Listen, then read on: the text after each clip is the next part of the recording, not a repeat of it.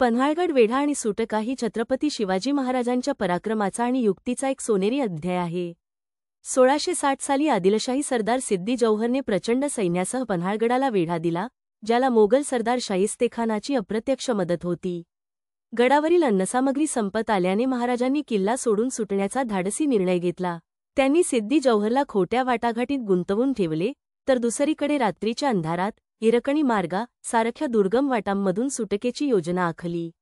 महाराजांच्या सुटकेदरम्यान खरा महाराज म्हणून गडावर विशिष्ट गडचिऱ्या नावाचा गुप्तहेर राहिला, ज्यामुळे शत्रूला गोंधळात पाडण्यात यश आले।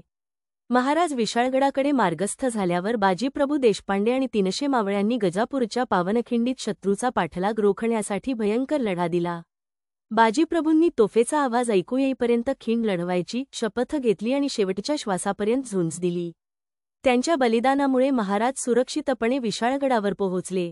विशाळगडावर पोहोचताच तोफांची सलामी दिली गेली, ज्याचा आवाज ऐकून बाजीप्रभूंच्या त्यागाचे फळ सिद्ध झाले। या मोहिमेमुळे शिवाजी महाराजांच्या सैन्याचे नैतिक बल वाढले, तर शत्रूचा पराभव निश्चित झाला। ही घटना केवळ धैर्याचीच नाही, तर महाराजांच्या नेतृत्वगुणांची आणि गनिमी काव्याच्या युक्तीची सर्वोच्च उदाहरण ठरली। बाजीप्रभू देशपांडे आणि मावळ्यांचे त्याग स्वराज्याच्या इतिहासात अजरामर झाले, आणि पन्हाळगड वेढ्याची ही घटना मराठा साम्राज्याच्या प्रेरणादायी संघर्षाचा महत्त्वाचा भाग ठरली।